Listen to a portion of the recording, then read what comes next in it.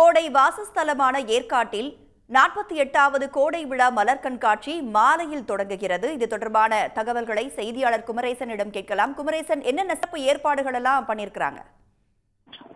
நிச்சயமாக கிழக்கு தொடர்ச்சி மலையின் அரசன் என்று அழைக்கப்படும் ஏற்காட்டில் 48வது கோடை விழா மற்றும் மலர் கண்காட்சி இன்று மாலை சரியாக 4 மணி அளவில் தொடங்க இருக்கின்றது.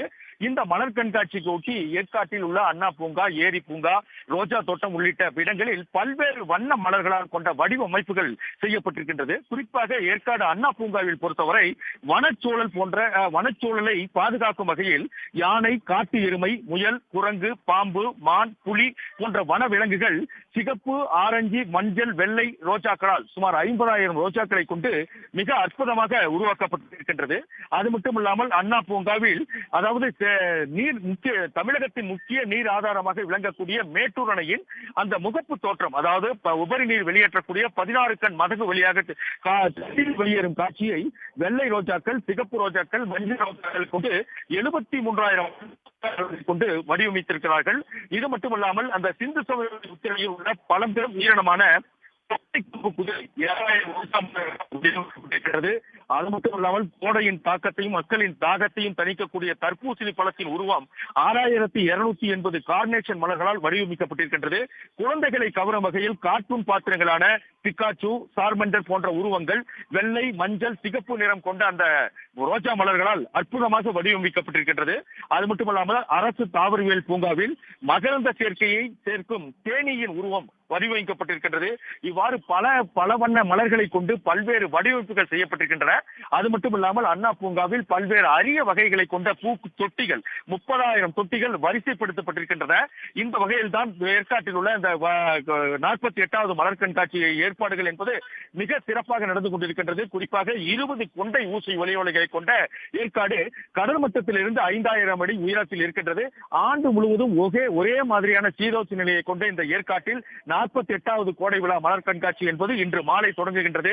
அமைச்சர்கள் MRK பன்னீர்செல்வம், ராஜகண்ணப்பன், அதே போல சுற்றுலாத்துறை அமைச்சர் ராஜேந்திரன் ஆகியோர் இந்த மலர் கண்காட்சியை துவங்கி வைத்து பார்வையிட இருக்கிறார்கள்.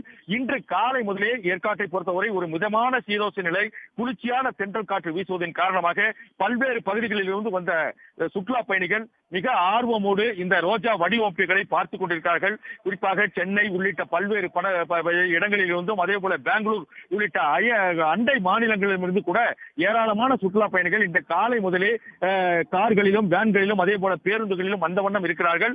இன்று காலை முதலே ஒரு மிதமான சீதோஷ்ண நிலவுவதாலும் இந்த அண்ணா பூங்காவில் வடிவமைக்கப்பட்ட பல்வேறு வடிவமைப்புகள் குழந்தைகளை கவரும் வகையிலும் இருப்பதாலும் ஏராளமான சுற்றுலா பயணிகள் மிகுந்த உற்சாகத்தோடு வெகுவாக ரசித்து வருகிறார்கள். அது மட்டும் இல்லாமல் தாங்கள் புகைப்படம் எடுப்பதற்காக பல்வேறு இடங்களில் செல்ஃபி பாயிண்டுகள் வைக்கப்பட்டிருக்கின்றது.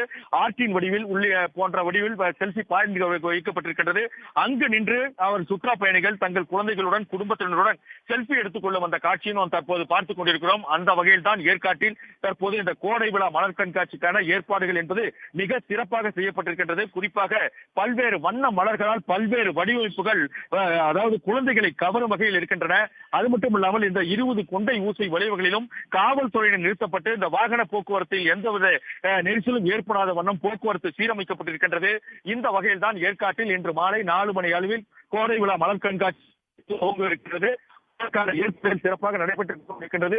சுற்றுலா பயணிகளை பொறுத்தவரை மிகுந்த ஆர்வத்தோடு இந்த மலர் வடிவமைப்புகளை கண்டு ரசிக்கக்கூடிய காட்சி தான் தற்போது பார்த்துக் கொண்டிருக்கின்றோம். நடைபெறவிருக்கும் மலர் கண்காட்சிக்காக பல்வேறு சிறப்பு ஏற்பாடுகளை பண்ணியிருக்கிறாங்க. கூடுதல் விவரங்களை பகிர்ந்து கொண்டமைக்கு நன்றி குமரேசன். உடனுக்குடன் செய்திகளை தெரிந்து கொள்ள சன் நியூஸ் பெல் ஐகானை கிளிக் பண்ணுங்க.